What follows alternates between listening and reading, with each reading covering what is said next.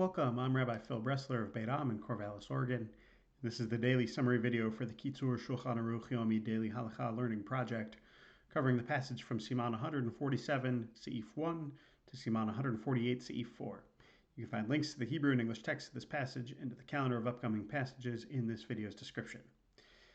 So after the preparation for the marriage and the fast of the bride and groom, it's finally time for the wedding ceremony itself. Now, there's not too much of Hilchot Kiddushin, literally the laws of marriage in here. The focus is more on minhag, tradition. I think the presumption is that you're not necessarily actually the one officiating here. This is a guide for regular folks. You can't also really avoid the heteronormativity here at all. Some customs are specific to male and female marital partners. So the primary focus of the wedding ceremony is the Chupa. So this is a cloth, often but not always a talit, spread between poles to make a canopy, where the wedding ceremony actually happens. It's good to do it outdoors, and apparently during the phase of the full moon, which is, I guess, just a matter of superstition and a good omen. Weddings happen indoors all the time, though, too, in this day and age. Sometimes in venues, sometimes in synagogues, sometimes, in backyards as well. There's more here on Nida, the ritual impurity from menstruation. In about a week or so, we'll cover more about this, but the Kitzur thinks it's important that the groom know whether or not they'll be consummating the marriage immediately or not. There's a special blessing for a virgin bride. Again, the male perspective again here. Her sexual status is just everybody's business, I guess. The groom wears a kittel during the ceremony, which is a white shroud-like garment, also worn on Yom Kippur, evokes the burial shroud in which one is buried. And, I think there's a reason to recall connection to atonement and atonement for sin, basically the power of marriage to accomplish that we spoke about yesterday. Apparently ashes on the groom's forehead go right here where tefillin shel rosh, where the head tefillin would go.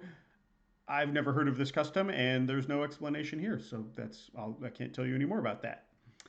There's a little choreography. The groom goes under the chuppah first, and the bride is escorted there as well. She makes 7 circles around him. This is a custom we still practice sometimes. 7 is obviously a symbolic number, and there's a lot of different significances ascribed to the circling, that it's sort of illustrating their relationship. And, I think the fact that it's her circling him is sometimes, telegraphs the hierarchy here. I really like it when couples circle each other. Maybe one of them will circle 3 times, and then the other will circle them 3 times, and they'll sort of orbit each other for the last one. I really like that too. The bride stands on the groom's right. This is pretty standard.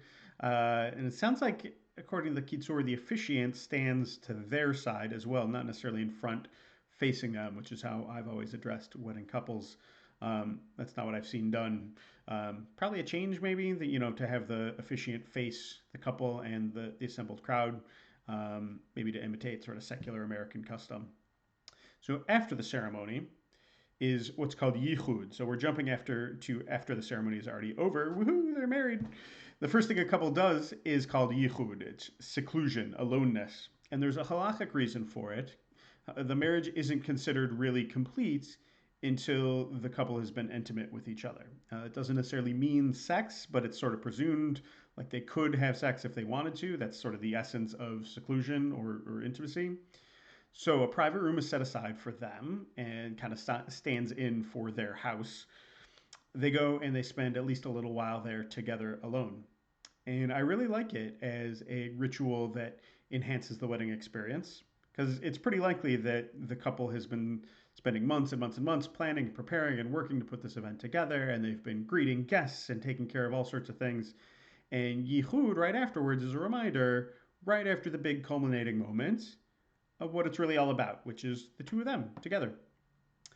A final key point, we don't do weddings on Shabbat. Again, there's a halachic reason. A wedding is, at least historically and traditionally, a transaction. Literally a business agreement between the two families. And so there's an act of kinyan, there's an act of acquisition.